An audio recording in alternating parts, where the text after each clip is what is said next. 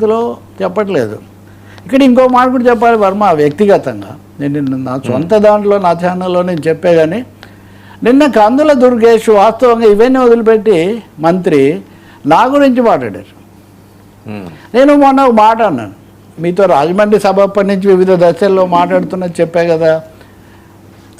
ఆయన ఏమన్నా నేను లింగమనేని ఇటు బాలినేని పవన్ కళ్యాణ్ సోషల్ ఇంజనీరింగ్ చేస్తున్నారా? సోషల్ ఇంజనీరింగ్ అంటే ఆయన చెప్తున్నారు కదా, ఒకరికే మనం పరిమితం కదా, అందరినీ కలుపుకొని పోవాలి. సోషల్ ఇంజనీరింగ్ అంటే అదే కదా, సోషల్ ఇంజనీరింగ్ అంటారు. ఆయన మేధావి, ఆయన బాగా తెలిసినవాడు, అది ఇదని మేము భావిస్తున్నాము. కానీ ఆయనకి ఏదో రాజకీయ జబ్బు పట్టుకుంది, అందుకని ఇటువంటివి అంటున్నారని ఆయన మాట్లాడారు.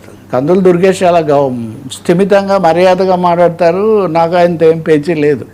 ఆయన ఆ విమర్శలో కూడా మేధావి అన్నారు. నేను అంతగా మీతోనే చాలాసార్లు అంటాను, నేను మేధావిని విశ్లేషకుని కాదబ్బా, ఓ సీనియర్ సంపాదకుడు జర్నలిస్ట్ అని అనే కదా మీకు చాలాసార్లు చెప్పాను ఇది.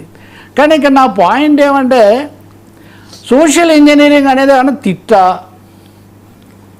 రెండోది ఆయనే అందరినీ కలుపుకొని రావాలన్నప్పుడు దాంట్లో ఈ భావం లేదా? లింగమనేని రమేష్ దాని మీద అంతర్గతంగా వచ్చింది ఒకటైతే, బాలినేని శ్రీనివాసరెడ్డి పేరు మొన్న వాళ్ళ సారథుల సమావేశంలో కనీసం 4-5 సార్లు పవన్ కళ్యాణ్ నోట్లో నుంచి వచ్చింది. నేను అదైతే బాలినేని ఎందుకు వస్తాడని కూడా ఆయన అన్నారు. సోషల్ ఇంజనీరింగ్ అనేది బీజేపీ ఆర్ఎస్ఎస్ కనిపెట్టాయని, నరేంద్ర మోదీ దాంట్లో చాలా నిపుణుడు నిష్ణాతుడు అని ఇవన్నీ ఉన్నాయి కదా, వీళ్ళు చాలా గౌరవించే వాళ్ళే కదా. నేను హెడ్డింగ్ పెట్టేటప్పుడు పవన్ ఇంజనీరింగ్ అంటే సోషల్ అంటే మాటలు అక్షరాలు తగ్గిస్తాం కదా మనం, ఇంజనీరింగ్ అంటే అర్థమవుతుందని. దాంట్లో అభ్యంతరం ఏంటో తెలియదు. నిజంగా నేను అందులో అభ్యంతరం చెప్పింది దేనికంటే, సాయి కృష్ణ నేర నేపథ్యం గురించి చెప్తున్నారు కానీ పోలీస్ అధికారులు లాకప్లో మరణానికి కారకులు కావటం ఇంకా కదా, ఇతని నేపథ్యం, ఇతను మామూలు మనిషి, అతను వాళ్ళు పోలీస్ శాఖలో ఉన్నతోద్యోగ అధికారిగా ఉన్న వ్యక్తి చేస్తే తప్పు కదా అని దానికి అభ్యంతరం తీసుకోవట్లా. లేదా అయోధ్యలో మీరు ఇతర ఆలయాల్లో జరిగితే తప్పుపడ్డారా, అయోధ్యలో జరిగితే స్పందించడం లేదని నేను అడిగాను. వాటి గురించి మాట్లాడలా. కాబట్టి సోషల్ ఇంజనీరింగ్ తప్పని జనసేన భావిస్తుందా? అందరినీ కలుపుకొని రావాలని పవన్ కళ్యాణ్ చెప్పింది ఇది ఒకటి కాదా? దీనికోసం మనుషులు వాళ్ళ జబ్బులు, నాకేం జబ్బులు లేవు, నా రాజకీయ భావాలు నాకున్నాయి, నాకు రాజకీయ భావాలు లేవు, నేను స్వతంత్రంగా ఆలోచించానని నేను ఎప్పుడు చెప్పలేదు. రాజకీయ జబ్బులు నాకేం లేవు, రాజకీయ ఆలోచనలు ఉన్నాయి, ఖచ్చితంగా ఉన్నాయి. అందువల్ల చెప్పింది బాగానే చెప్పారు ఆయన, కాబట్టి నేను కూడా గౌరవంగానే చెప్తున్నాను. సోషల్ ఇంజనీరింగ్ చెయ్యలేదా, చేశారా? చేస్తామని చెప్పారు కదా. సోషల్ ఇంజనీరింగ్ గురించి ఇంకో మాట కూడా చెప్పాలి. ఈ పదం కనిపెట్టిందే బీజేపీ.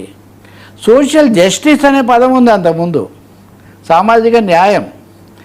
ఈ సోషల్ జస్టిస్ అనే పదానికి ప్రత్యామ్నాయంగా వాళ్ళు సోషల్ ఇంజనీరింగ్ అని తీసుకొచ్చారు. ఇది గోవిందాచార్య బీజేపీలో ముఖ్య నాయకుడిగా ఉన్నప్పుడు జరిగిన ఒక పరిణామం. ఇది మొదట ఆయన వాడేవాడు వాజ్పేయి ఉన్నప్పుడు. కాబట్టి ఏదో ఉరిమురిమి పెన్నం మీద పడినట్టుగా మధ్యలో అక్కడ జరిగిందని చెప్పినందుకు నన్ను